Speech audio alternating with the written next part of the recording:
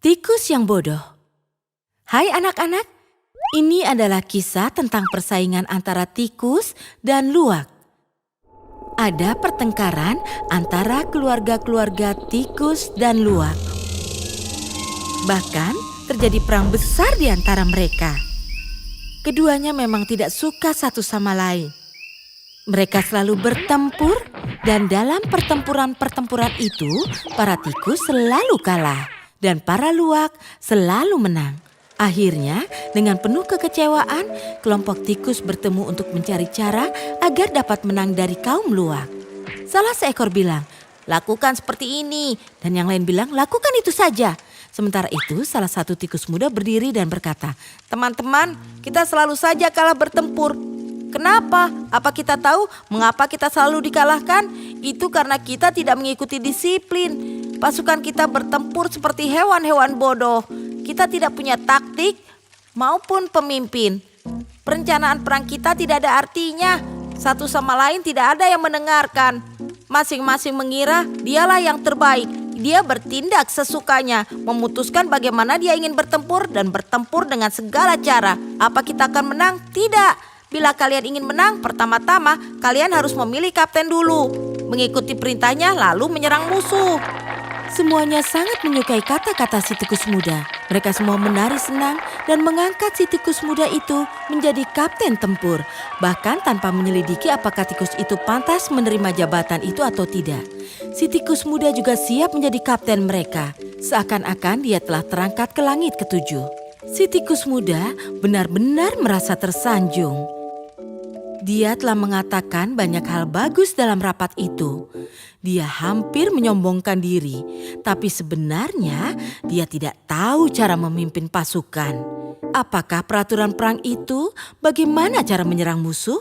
Atau bila musuh menyerang, bagaimana caranya menyiagakan pertahanan? Dia tidak tahu apa-apa. Setelah menjadi kapten, si tikus muda lupa diri dan dia terlena menikmati jabatannya.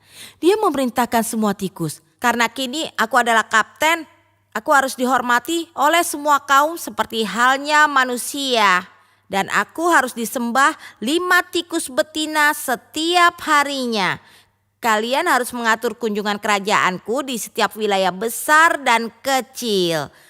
Wow, coba lihat cetak fotoku dalam tiap surat kabar. Pertama kalian harus belajar menghormati kapten kalian.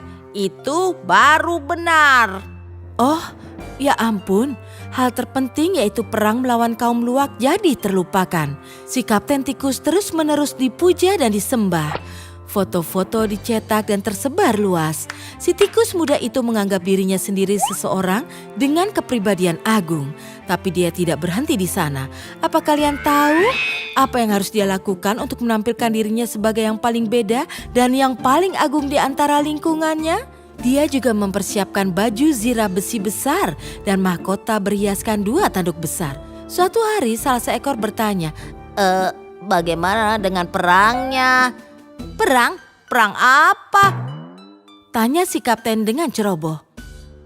Kau akan memberi pelajaran pada kaum luwak itu kan? Oh, yang itu? Ya, baik. Tanyakan pada ahli bintang untuk menentukan waktu yang tepat untuk memulai perang. Pergi sekarang, ayo cepat, seseorang, lihatlah kalender, tentukan tanggal dan waktu untuk mulai perang melawan para luwak.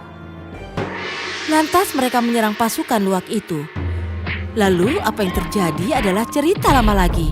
Pasukan tikus bertindak sangat cerdik, tapi lagi-lagi para luwak mengalahkan mereka. Semua tikus menyelamatkan diri dengan lari ke dalam liang-liang mereka. Ada sepasukan besar luwak di depan mereka dan semua tikus itu lari memasuki liang-liang mereka.